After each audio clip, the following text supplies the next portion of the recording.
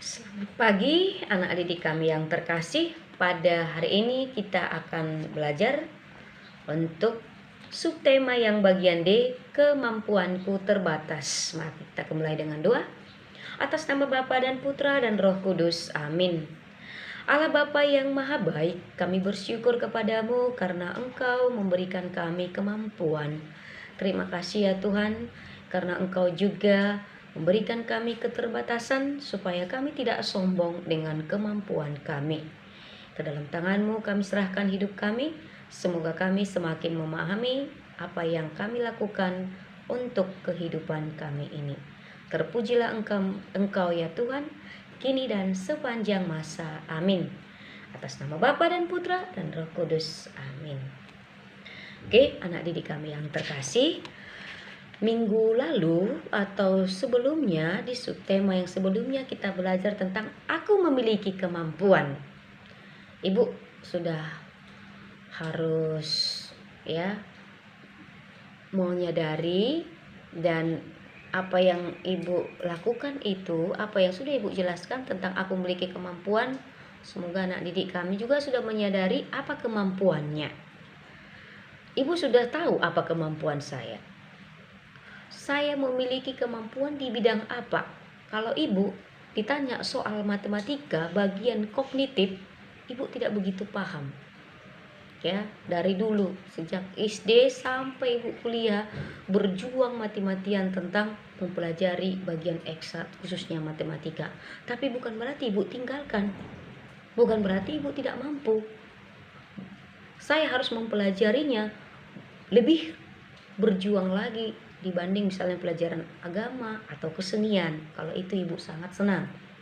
Nah, kalau saya memiliki semua kemampuan, saya akan bisa sombong. Maka itulah Allah memberikan keterbatasan kepada manusia. Manusia itu tidak ada yang sempurna, hanya Allah yang sempurna. Kenapa diberikan keterbatasan? Nah, supaya manusia menyadari bahwa dirinya itu tidak sempurna, tidak bisa menyamai Allah atau bahkan melebihi Allah. Pernah orang berkata seperti ini misalnya pada ibu, nak kali ya kamu ya, banyak kali kemampuanmu, udah pintar, pandai menyanyi lagi, bisa menari lagi, tampil lagi, terus bisa ngomong, bisa bercerita, bisa berkhotbah. Tapi saya juga selain memiliki banyak kemampuan tadi yang mereka sebutkan, memiliki banyak keterbatasan juga. Saya keterbatasan misalnya di bidang psikis, ibu itu orangnya cerewet, pemarah, ya, dan banyak lagi keterbatasan yang lainnya. Maka kita pahami dulu, keterbatasan itu adalah fakta yang harus kita terima. Ada macam-macam keterbatasan. Satu, keterbatasan fisik. Apa itu keterbatasan fisik? Contoh, cacat, buta, tuli, dan banyak lagi mungkin ya, lumpuh. Itu keterbatasan fisik. Keterbatasan psikis, yaitu tadi sifat. Nah, ada orang terbatasan psikis gampang emosi, egois, pemarah. Nah, itu keterbatasan psikis. Ada orang memiliki keterbatasan dalam ekonomi. Nah, keterbatasan ekonomi misalnya dia tidak memiliki uang, nggak mampu untuk membeli yang harus dia butuhkan, apalagi untuk kebutuhan pokok, tidak memiliki rumah. Itulah yang disebut dengan kemiskinan. Ya. Ada keterbatasan dalam sistem budaya. Artinya, orang sulit untuk mengikuti kehidupan atau budaya tertentu. Terlalu keras kepala. Ya. Jadi keterbatasan ini sebenarnya tidak bisa dikatakan tidak salah, tidak negatif. Tetapi apa yang kita harus lakukan dalam menghadapi keterbatasan? Nah, itu yang penting. Berarti dalam keterbatasan kita harus menghadapinya, kita harus menerimanya. Yang pertama memang menerima. Setelah kita menerima keterbatasan kita, maka kita akan berusaha mengatasinya. Jangan menolak keterbatasan. Karena ketika kita menolak keterbatasan, maka kita akan melakukan hal-hal yang akan merugikan diri kita dan merugikan orang lain. Ketika ibu di rumah sakit Harapan Jaya pernah ke sana, di sana banyak orang yang cacat yang dibina oleh suster.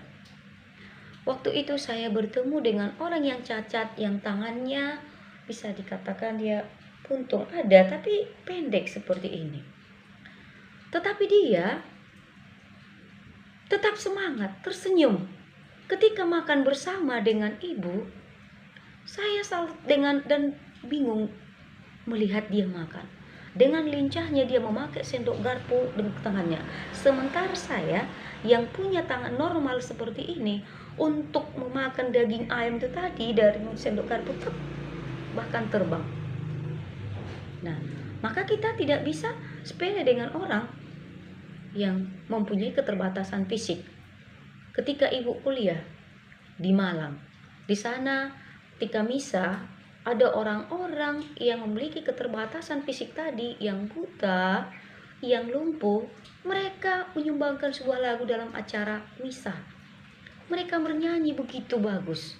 Sementara saya yang normal seperti ini, memegang gitar saja harus kadang sampai saya perhatikan seperti ini.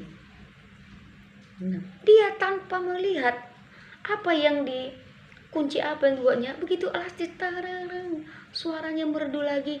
Ibu sangat cempol. Itu tidak mudah dan itu punya proses. Maka anak didikku yang terkasih, tentang kemampuanku terbatas kita sudah memahaminya. Tujuan yang kita capai di sini sebenarnya kita bisa melihat sikap positif dan negatif dalam menghadapi keterbatasan. Dan tentunya kita belajar dari murid Yesus. Nah, tadi sudah Ibu jelaskan macam-macam atau bentuk-bentuk keterbatasan. Sini juga sudah Ibu beritahu ada berbagai macam keterbatasan dalam hidup manusia. Dalam kitab suci juga ada keterbatasan yang dialami oleh para murid ketika mereka di dalam perahu, ombak kencang dan badai tofan. Akhirnya mereka berseru kepada Yesus dan redalah angin tofan itu. Nah, keterbatasan itu ada orang melakukannya atau menyikapinya dengan sikap negatif. Kalau kita minder, itu malah berakibat fatal. Maka kita harus bersikap positif dalam menghadapi keterbatasan. Menerima kelemahan sebagai awal untuk berusaha sukses. Orang beriman siap menerima